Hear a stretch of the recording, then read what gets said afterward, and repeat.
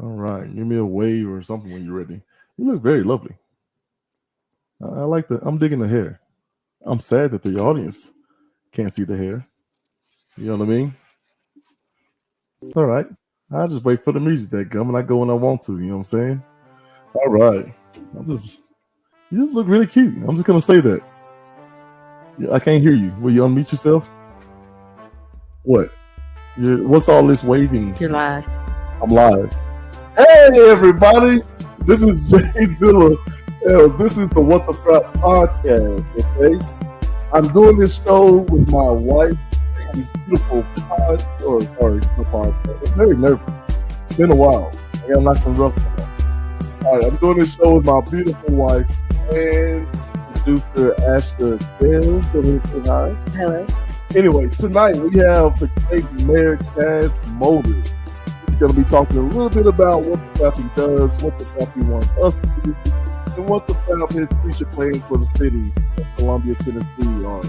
Yeah, so we're going to start the show real quick before we do it, okay? Go ahead and like, share, and subscribe, and then we'll get this thing started. What the Frap podcast coming at you in 3, 2, like and share. At least 26 people have been killed. Military and intelligence experts are still assessing the fallout from a major leak of Pentagon. Next to the fentanyl crisis wreaking havoc in communities across the country.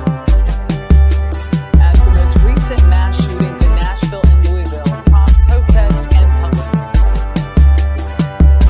A knock on the wrong door ended with deadly consequences. Hey, hands up! Crazy. And there he is in all of his glory. Mayor Chaz Motor, thank you for joining the show. Hello. Thank you for having me, Jay Zilla. I'm glad to be here. All right. Look at that. He's good. He's a pro. What the frap is going on over there? Okay. So, Sorry. see, I wish you could be on the screen just so I can take you off the screen right now. Anywho, so look, let's get right into it. What is a mayor? What do you do? Like, I'm imagining like you eat chips, right? You got your pajama bottoms on. You're just roaming around the mayor's mansion. Do y'all have a mayor's mansion? Is it a house? Please educate me.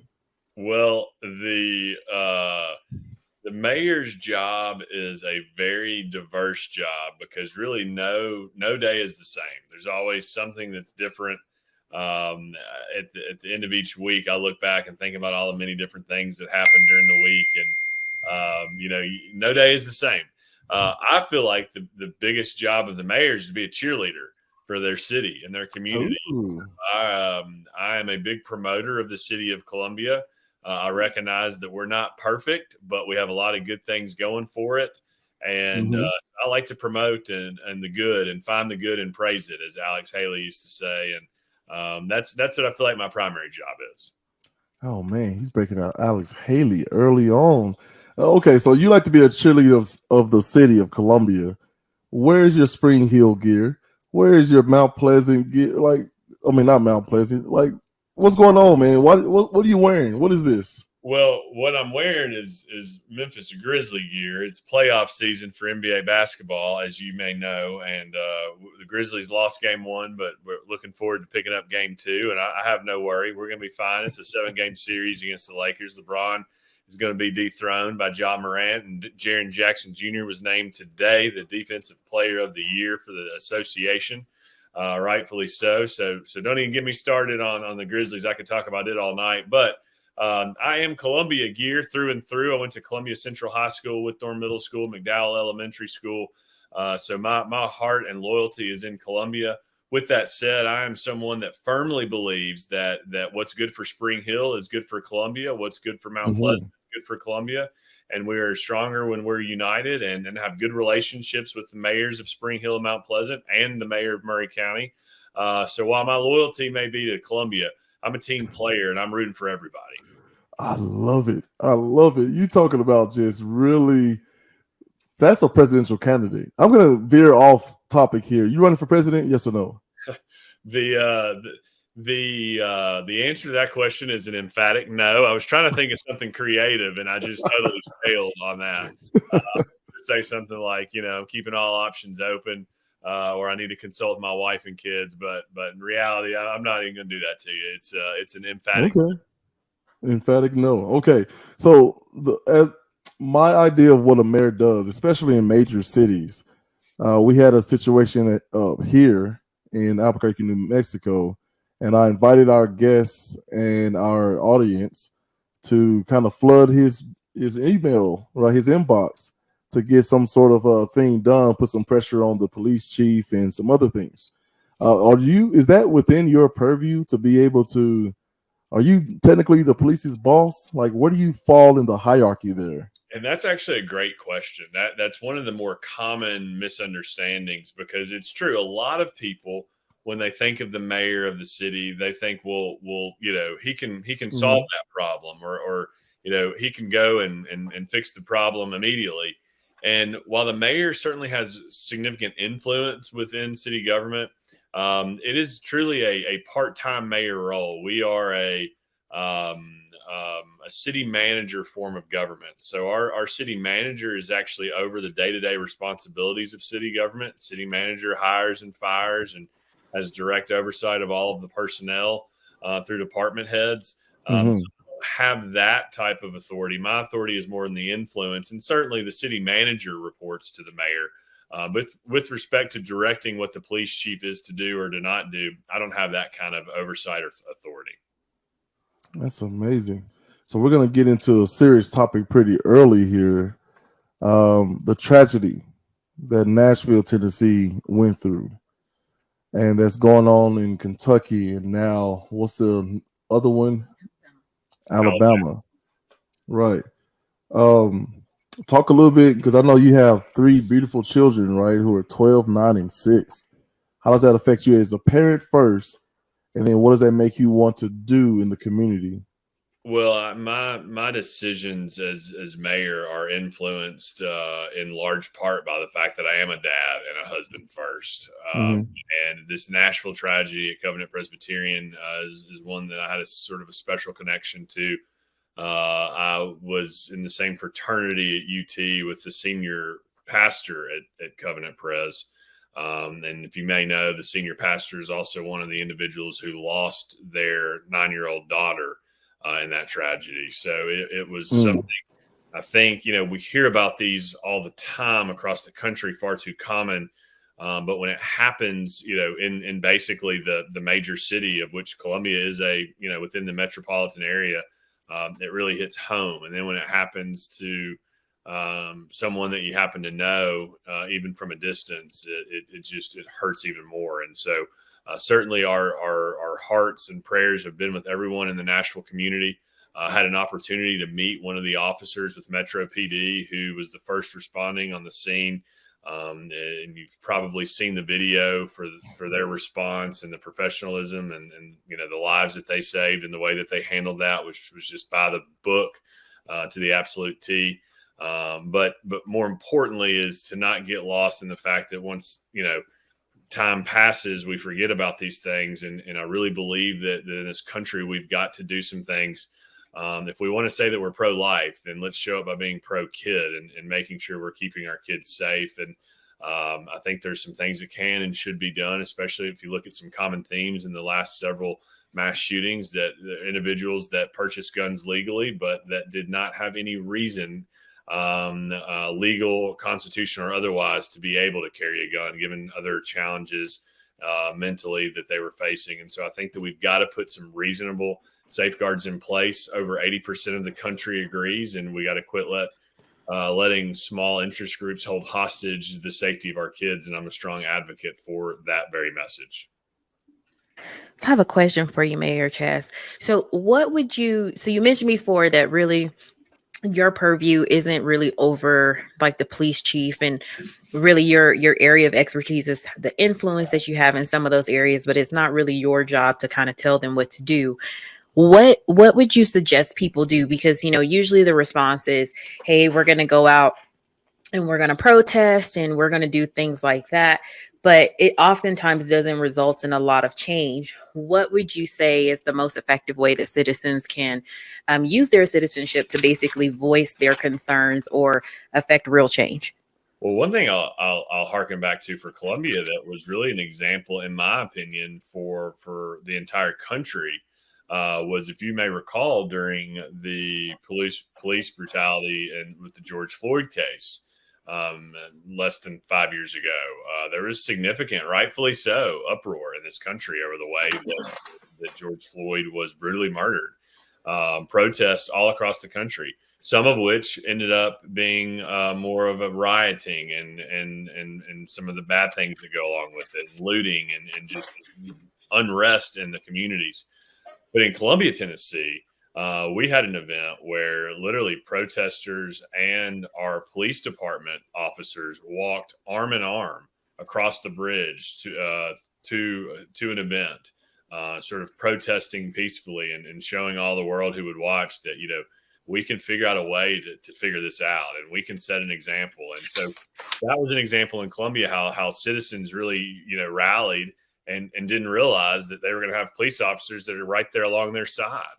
And so I think anytime we use our voice, I mean, really and truly, yes, I am the mayor and I have an influence over some of these things that is a heightened influence. It's the bully pulpit, so to speak. Everybody has influence, no matter whether or not you're the mayor or whether or not you're a citizen in the community. But using your voice in a way that it's effective is oftentimes the most difficult challenge. And to answer your question, I think it's organizing, having people together. When you have more than one, you have a crowd, using your social media influence, doing it in a respectful way, though. That's one of the things I find, that there's just so much toxicity on social media when it comes to issues. And so not feeding into the frenzy of, oh, you know what, if I say something really mean and controversial, it's probably going to get a lot of likes and a lot of shares. At the end of the day, that shouldn't be the prism we look at this through. We need to find reasonable voices out there that are willing to stand up and make sure people know that, look, the majority of the country, for example, thinks that there's some things that can be done to help curb mass shootings, especially with regards to schools and young children. Or the majority of the country believes that, what you're seeing on with the George Floyd was not right. And so let's figure out a way to call that out. And really, however you look at it, there's ways to do it. And I think that, finding that influence is an important task for everybody. So there is a guy there in Columbia. He played, I'm pretty sure, at Columbia Central and had some time at Ole Miss. Isaiah Smith. He's got the still motivated group now. I believe he's rebranding. We had a conversation, and I asked him, "Hey, could schools just hire a team like you to just be armed security, like not SRO officer? I mean, like get our vets involved, get some guys who do consistent training involved. Is that something that we could do?" And he says, "Possibly, but schools can't afford that," which really broke my heart, right? Because I'm thinking, I don't care who's involved. Like when we're talking about the protections of our children, like it should not come with a price tag. Sorry, that this measure costs too much, that measure costs too much. So how do you incentivize? I don't know if it's higher taxes or getting people to donate somewhere. Like what can, if anything, be done? And then how do we get the citizens to pay for it gladly? Well, every school in Maury County does have an SRO officer. And so first of all, we were actually the first school system in the state of Tennessee that was able to say that every one of our public schools has a uniformed armed officer inside the building. But honestly, I'll sort of play a little bit of devil's advocate of that. I don't think necessarily that the solution is putting more armed guards in our schools. I don't think that the solution is necessarily arming our teachers with weapons.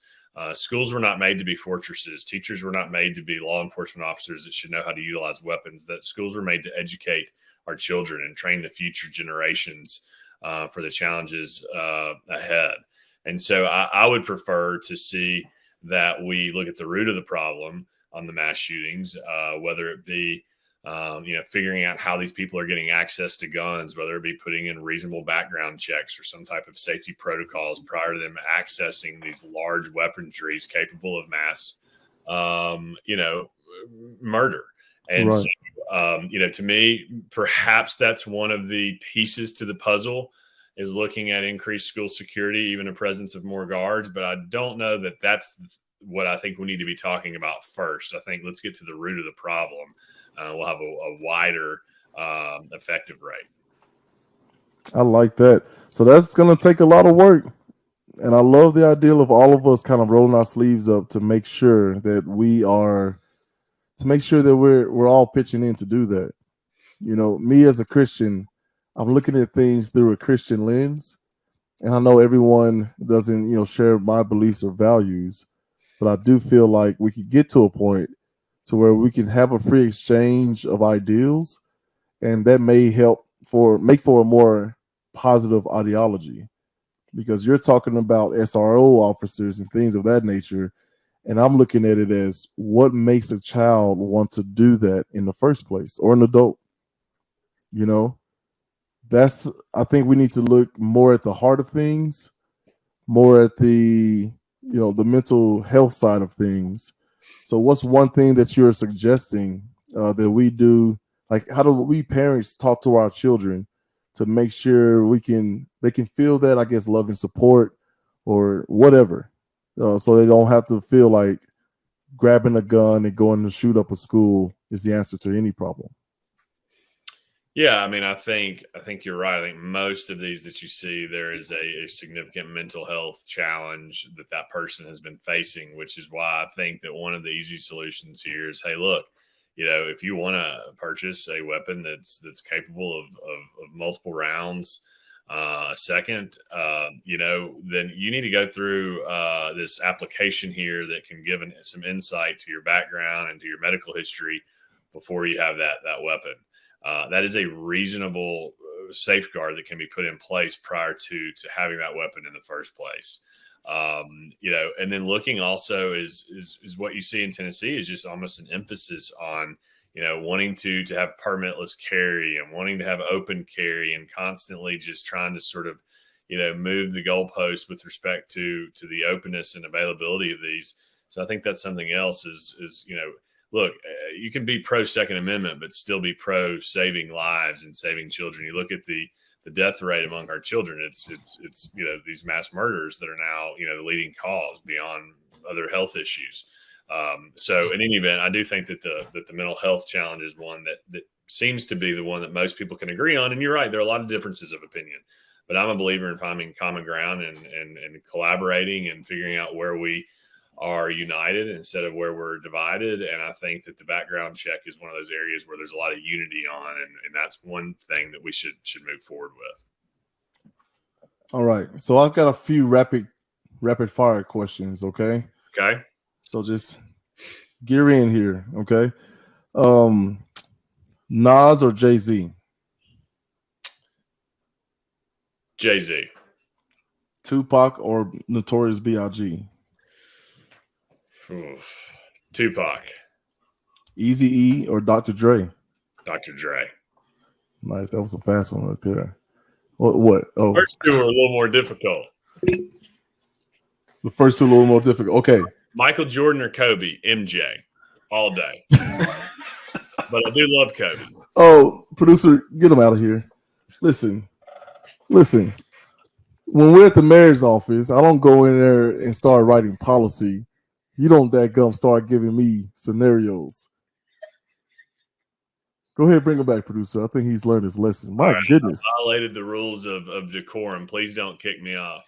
Okay, fair enough. Thank you for communicating that, sir. Okay. Disney or what's the other one? What other one? That's a pop quiz, wife. There is no other one. Wife, that gummit. What are you saying? There's only Disney. There is not only. Okay, I see what she's doing. She's doing a thing there. There's only Disney. I'm pretty sure Disney owns us. We just haven't found out yet. Oh man, I'm gonna have to find a Mickey Mouse stamp somewhere. So, all right, what would you say your biggest accomplishment so far as mayor been?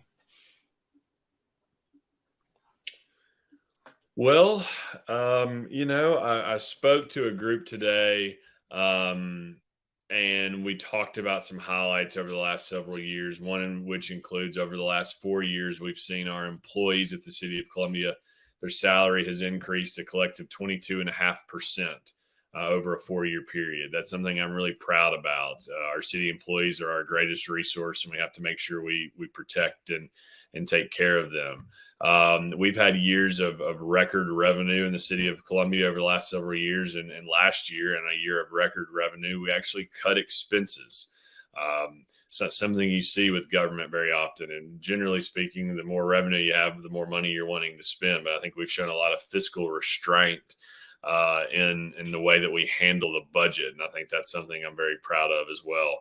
But I think overall, what I'm most proud about is that I feel as though I have been a mayor for everyone. And whether or not you're young or old, black or white, male or female, I am someone that is representative of all people.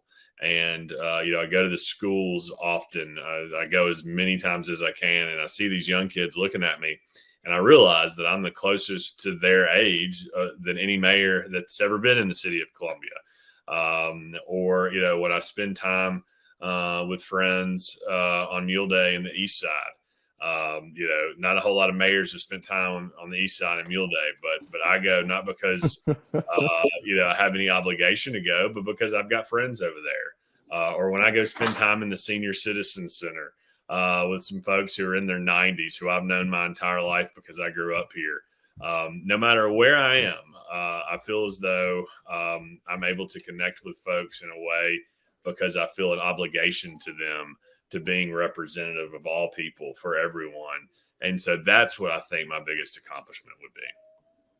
That's incredible, especially in a world where, hey, we just don't have enough, pay more taxes. Hey, we don't have enough. You somehow, along with your team there and the residents of Columbia, actually had a record in revenue, and then also you cut the expenses. Like, I'm trying to figure out how to do that in our house. And when I say I'm talking to my wife there. What, right? Wife? Yep. She's good about that. So, oh man, and I love your mention of the East Side. Shout out to Mount Lebanon Missionary Baptist Church. That's the church that her grandfather, my wife, presided over for many, many years. And of course, we live right there on good old fashioned East 8th Street. All right. Now, so one of the questions I get with Meal Day every year is the police presence. Is that tactical? If so, like, what kind of goes into the plans there that makes, I don't know, that kind of drives those numbers up? It's on the East Side. The police presence in the East Side on Mule Day, is that the question? Yes, sir. Yeah, it's funny. It's before I was mayor. I'm not real sure that I understood sort of the background or the significance of that. And one of the things I've learned over the years is when you have a large number of people that are gathering at a public event, safety becomes a very big concern. And for example, and I've heard from some folks on Facebook on this in the last couple of days, Cars and Coffee this past weekend, which is basically East 7th down to, Woodland, down to East 8th even, all the way to, further on down East 7th. All of a sudden that event is just like, this past weekend, I think there were thousands of people there, and it's a safety concern. And we didn't have really any police presence. So folks were asking, well, why wouldn't you do that? But you do on Mule Day. And I think they're exactly right. I think that event has now gotten to the point where police presence is needed from a safety perspective, just like on the Mule Day event in the East Side. I was over there, spent some time over there 3 weeks ago on Mule Day, and there are a lot of people and folks that want to be on the street, and it sort of becomes almost like a block party. I actually happen to think it's a really cool deal. Yeah, man. And so when you have that, it's just a safer environment for streets to be closed off, no vehicle traffic, and sort of have a barricaded area that within that area is a safe area for folks to walk around and do their thing. And so that's what I think it's there for, what it's designed to do. And I think it's been a pretty good coexistence. I know when I walked up onto 3 officers ordering some fish sandwiches. So, Hey. I knew that they were doing what they needed to be doing if they're getting some fish sandwiches over there on Mule Day for sure. Amen to that. Man, I miss it. I plan on never missing another one. I miss it dearly. Staying with the Mink Slide area over there, there's a museum on East. I believe it's the Columbia Peace and Justice Museum. Do I have that name right? Yes. Is it in development? Is it open? And it's in the works. There's some significant planning that has gone into it. It's a cause that I'm myself deeply interested in and want to see it come to fruition, and working on some things as we speak. Actually, hopefully the next time I'm on your show, I'll be able to give you some more public news on that. But I've had some conversations with that for a number of years now, and I think what is to come there is going to be a really good outcome, and I'm excited about it. love it, love it. So sorry, having some buffering issues over here. Prince or Michael Jackson? Prince. Eminem, Machine Gun Kelly. I had to kick him off. Uh-oh. I'm sorry, I had to kick him off. What did he do? He said because Prince. You got to forgive him. Like, let him back on. He asked nicely not to be kicked back off, wife. Let me say this about Prince. So I had my 10th grade criminal justice teacher, who is one of the reasons that I went to law school, was none other than Garland Brown. And some of your listeners may know Garland Brown. He's a longtime friend of mine. And Garland Brown is the biggest Prince fan I know. Walk into the classroom, he would have some Prince music videos of concerts from the late 70s. And, I didn't appreciate Prince then. I'll have to admit, once Prince died, I began to appreciate him and learn more about him. But that Prince over Michael Jackson was a nod to my good friend, Garland Brown. Let it be clear, I love Prince also, but Michael Jackson's that dude. I'm just saying, like, he literally created a whole music genre. I'm just saying. Conventional wisdom is that, me being a kid of the 80s, I would have gone with Michael Jackson as well instead of Prince. But I threw you for a little bit of a loop there. Went with Prince. I like it. Purple Rain, all that. All right. Taylor Swift or Kanye West? That is so easy for me. So easy.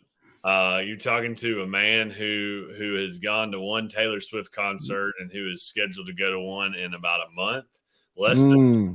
I'm trying to let Taylor know that we want her to be the Grand Marshal of the Mule Day Parade in Columbia, Tennessee. Come on.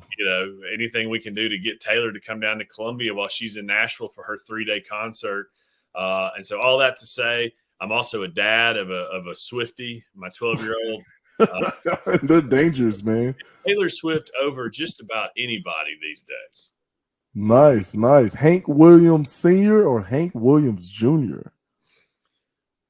I don't even. It's one of those media gotcha questions. Yeah, I'm gonna say Junior. Boo! You gotta go with the old school for your next interview. Go old school, man. All right, next time. There you go. So one of the things that we like to do here is we try to look at things from both sides of the coin. How do you, in your job, kind of soothe the people as well as people who may be supporters or that are in your, is it called a cabinet for a mayor? Well, we have a city council. Council. So how do you soothe the council members and your constituents there? Well, I mean, that is the challenge. I mean, and that's one of the things I think about being the mayor that is the most sort of, day-to-day challenge is just trying to keep everybody happy and recognizing that you're not going to always please everybody. You're going to make people disappointed. I mean, unfortunately, in this job, I've lost dear friends over the way, or decisions that have happened with the city that I may or not even have had any direct sort of responsibility for. But, right. Being the mayor of Columbia is also a nonpartisan office. So I do not run as under the guise of a political party. And sometimes the things that I say or do, it makes Republicans happy. Sometimes it makes Republicans mad, and same thing for Democrats. I mean, I don't look at it under a political prism, which I think allows me to bring a little bit more, cohesiveness and cooperation to the table. It's the same reason I'm talking about this toxicity on social media. I mean, I try to be positive and promote the good, find the good instead of focus on negative or constantly bringing politics into everything that we do. And so I think set an example of, positivity and, understanding. It's okay to disagree. It's okay to have different opinions. That's what makes this country great. Unfortunately, we live in a world where we seem to be so, let's get in our little corner on what we believe when it comes to something that's political, and let's just don't allow anybody else in unless they think the same way. And if they don't think like us, then they don't know what they're talking about. No, you know what? Like Howard Baker used to say, the other side could be right. Let's bring everybody's opinions in, and we'll be better off for it in the end. And so that's sort of how I take my approach in trying to bring everybody together. Right. You know what? I'm going to be honest with you here. I didn't really catch any of that. Your hair is magnificent. Like, what kind?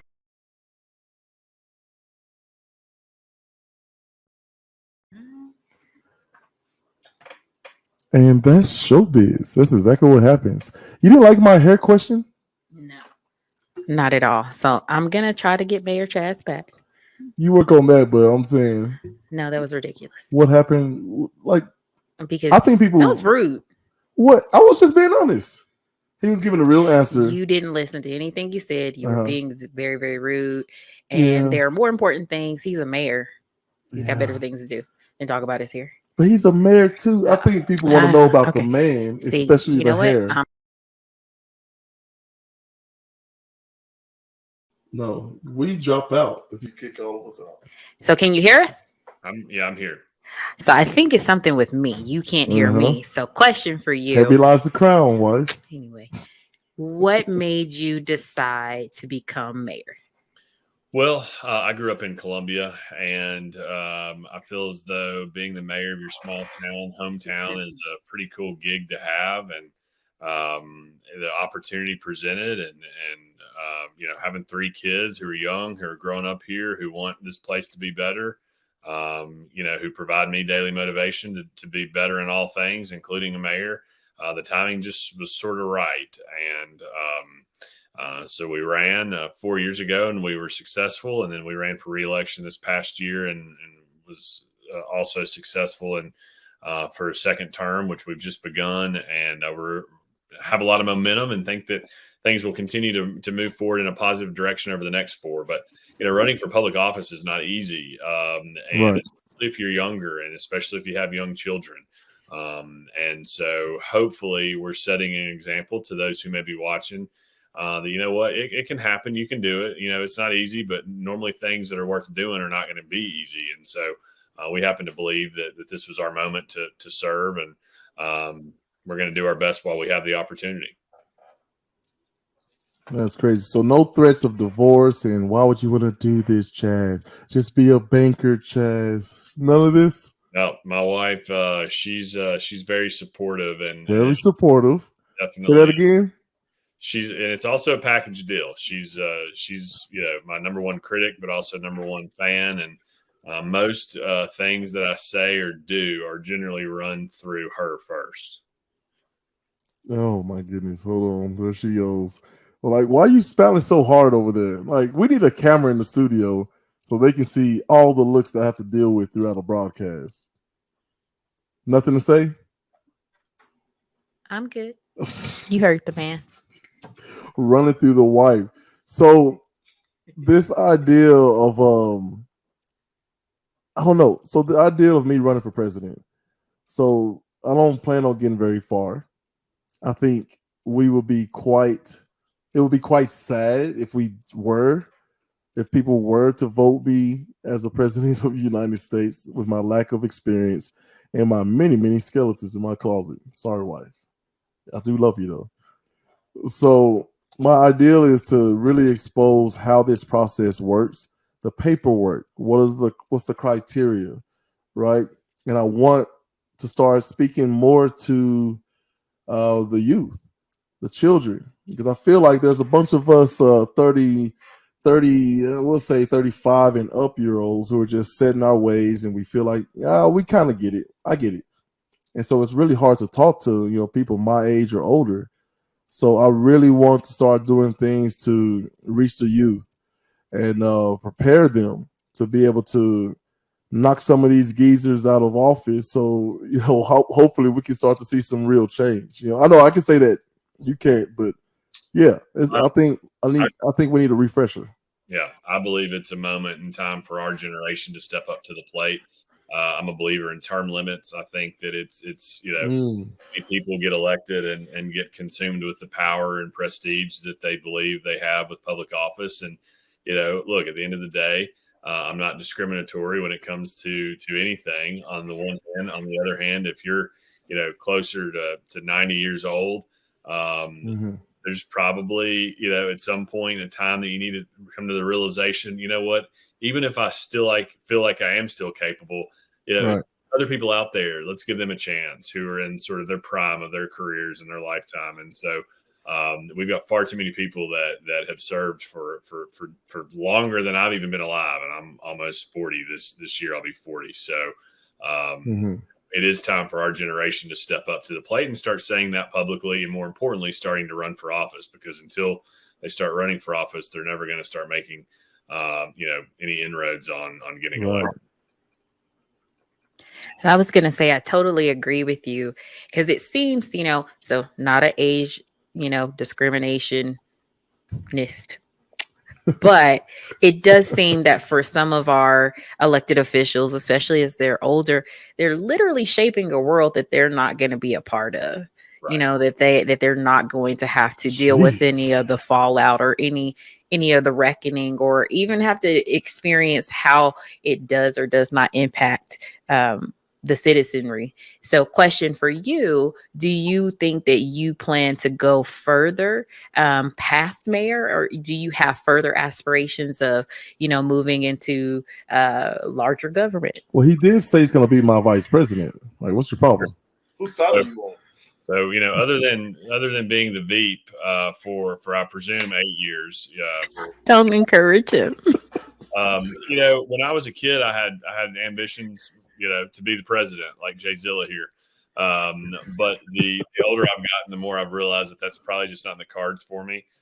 And I've decided that you never know what the future holds. On the one hand, on the other hand, likely the case is that being the mayor of Clemmy, Tennessee is the highest office I'll ever hold. And so I've just decided that I'm going to be the best dadgum mayor that I can be while I have control.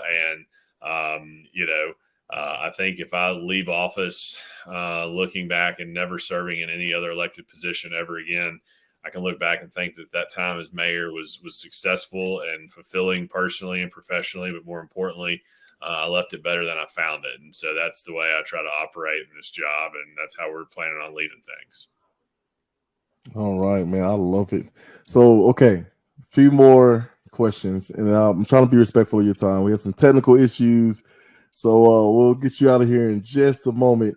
Football or basketball? College or professional? Ooh, both. College football, professional basketball. I mean, what I mean is I like professional football, but I love college football. I like college basketball, but I love NBA basketball. Fair enough. Bratz versus Barbie. Barbie. Oh, that's kind of an easy one. That's tough. So, Kool-Aid Jammers versus Capri Sun. Capri Suns. Fair enough. Fair enough. All right. Jordan or LeBron? That's not even a question.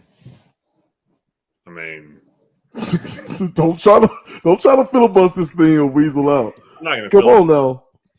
Michael Jordan all day, every day. Okay, fair enough. Fair enough. Caitlin Clark or Miss Angel Reese? I advise you not to answer that, Mayor. I'm gonna plead the fifth of. Okay, how about this? Tane or you?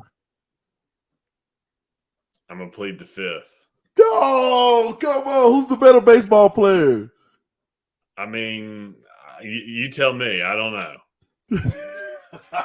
You always take yourself as my VP. I need you to exude nothing but confidence. All right. I'll learn that. We'll try again. We'll cut that out. Okay, producer. It's our secret. Who you got, Tane or yourself?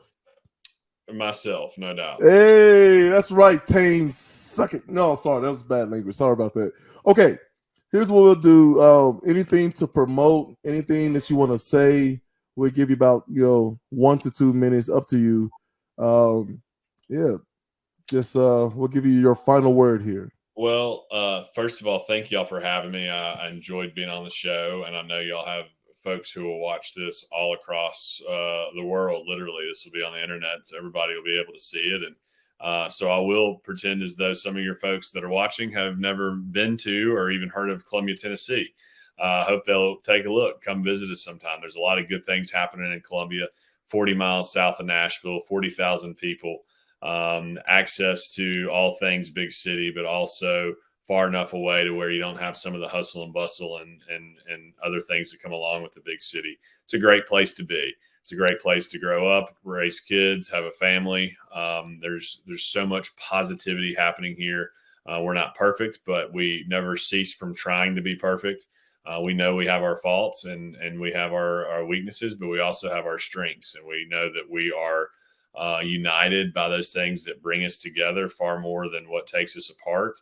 And I try to be a mayor for everyone, no matter who you are, where you are, who you came from, where you came from, how much money you have. I want to be a voice at City Hall that you can feel as though you have someone that is sticking up for you. I'm a younger mayor, the youngest mayor that this city's ever had. And so therefore I have a special obligation to younger people. In the state of Tennessee, we come generally in dead last when it comes to voting, participation, and turnout. And a lot of that is because young people don't vote.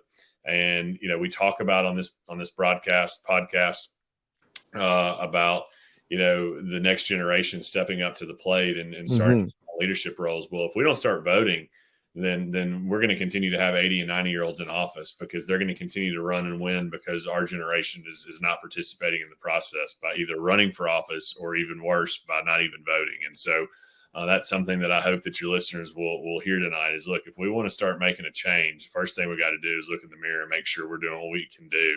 And that begins with voting. So with that said, to sort of end it on Columbia again, Columbia's a great place. I'm proud to be the mayor of this place. It's a community I grew up in. And I tell my kids all the time, obviously I want to make Columbia great so that they'll want to move back here one day like me. But if they don't move back here, I want them to grow up in a community that they'll always be proud to call home and be proud to tell people that they're from Columbia, Tennessee, no matter where they may go. And I say that applies to everybody that's here now. So it's an honor. It's a pleasure. I appreciate the opportunity to be on your show tonight. And if you ever have any questions or want to follow up, just shoot me an email. Find me on social media. I'm on Instagram at Chaz Mulder. Facebook, Mayor Chaz Mulder. Give me a like and follow. I'll just give a little promotion for myself since you did the same at the top. And you can find me there, and I generally am able to respond pretty quickly.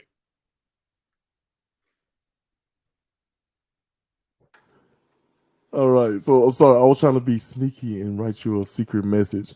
But go ahead and shout out the show name. Go ahead and tell your constituents to watch What the Frap. Don't forget, tune in to What the Frap. All right. Thank you so much to the mayor. Go ahead and hang out in the back room. Don't go anywhere just yet. Get you some cookies and juice and just make yourself at home. Thank you so much to the mayor of Columbia, Tennessee, which is get out there and vote. And he's too nice to say this as my vice president, but I'm going to tell you as your future president, stop complaining about the boogeyman. It's not your neighbors. It's not your wife. It's not your kids. It's not the system. It's not the man. It's you. Get your butts up and get some work done. Change. Be the change that you want to see. That's simple. If you don't like how the world looks, get your butts up and change it. Thanks for watching What the Frap. We'll see you next week. Peace. At least 26 people have been killed. Military and intelligence experts are still assessing the fallout from a major league of Pentagon. Next to the fentanyl crisis wreaking havoc in communities across the country. As the most recent mass shootings in Nashville and Louisville prompt protests and public A knock on the wrong door ended with deadly consequences. People serving life sentences often have a lot of sway over the culture of a prison. They remain while others cycle in and out. At Turney Center, a prison about an hour southwest of Nashville, men with life sentences are trying to use that influence for good. WPLN's Paige Flager reports they want to guide first timers on navigating life behind bars and how to stay out once they leave. Scraps of paper are piled up on a desk with words scribbled on them.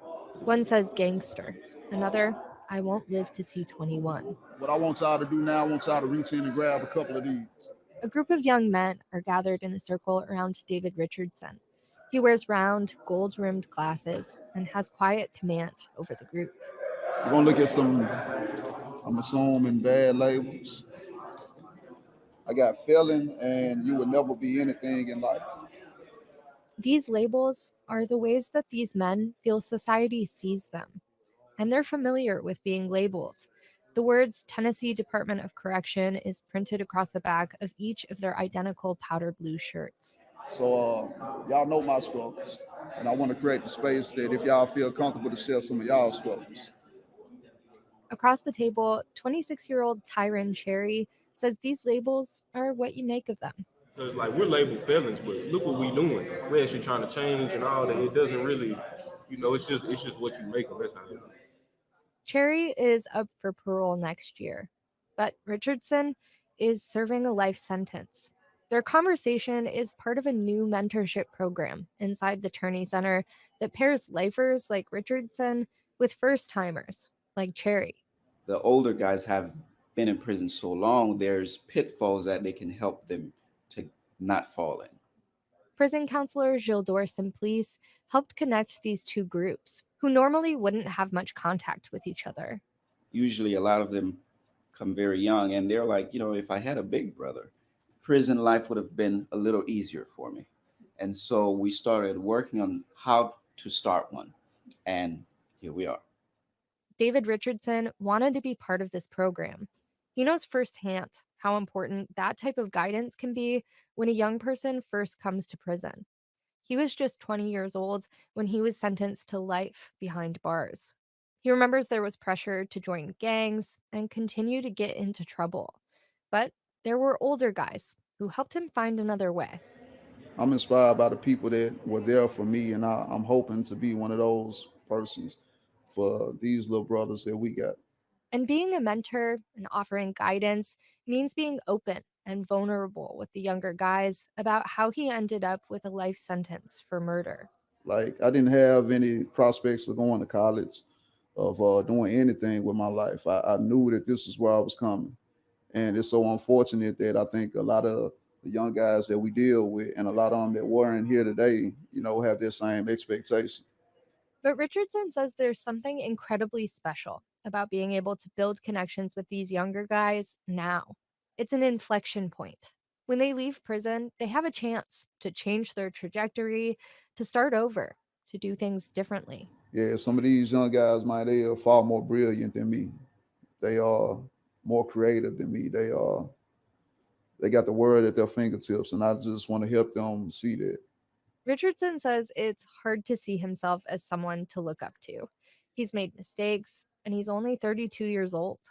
But his openness about his experiences is why younger guys like Tyron Cherry admire him so much. Because I didn't have a father growing up, so he's someone I can look up to. He's not much older than me, so it's like a big brother, but he's definitely someone who I could model my entire being around, and I would be just fine with it. Cherry says this group and having a role model like Richardson is kind of like therapy to him. He isn't afraid to say what he hopes for himself and for his future. Like I said, I don't want to be labeled another statistic who just comes back to jail and keeps coming back to jail, because next time it might be for a life sentence. You never know. And so I just got in here and changed my thinking, and just I never want to come back. The group is setting him on a new path, he says, and that path does not lead back to prison.